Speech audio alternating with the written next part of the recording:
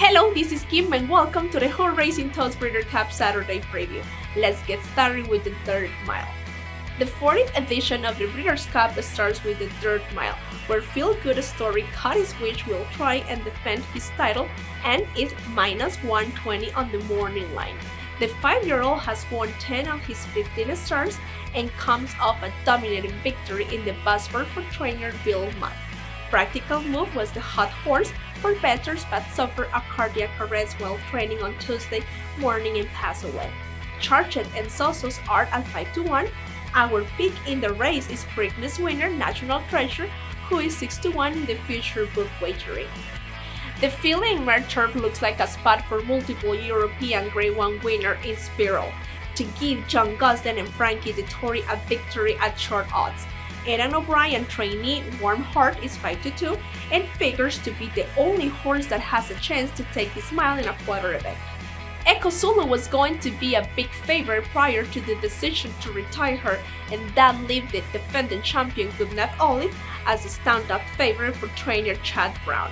Society at 3-1 and Yugiri 9-1 figure to be the only two who can keep the Goodnight Olive out of the winner's circle.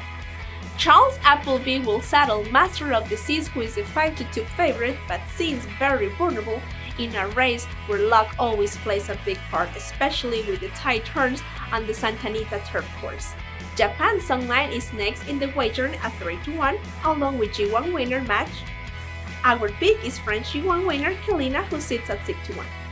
Brad Cox brings the rapidly improving Idiomatic to the distaff after back-to-back Grade 1 wins. The daughter of Curling looks good in this spot but will need to deal with the very accomplished Adair Manor, who sits at 9-2 and has 5 consecutive wins in Southern California. Random Mice, search results, and the veteran Clairier have all a chance if Idiomatic is not ready.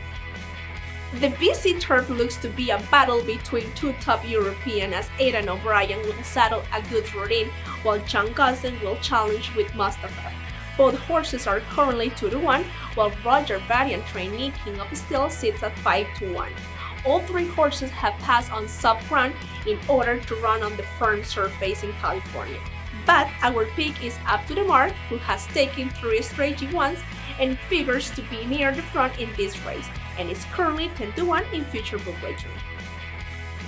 The Breeders' Cup Classic lost a little star power when Kentucky Derby winner Mage and Haskell winner Go Rocket Ride both withdrew.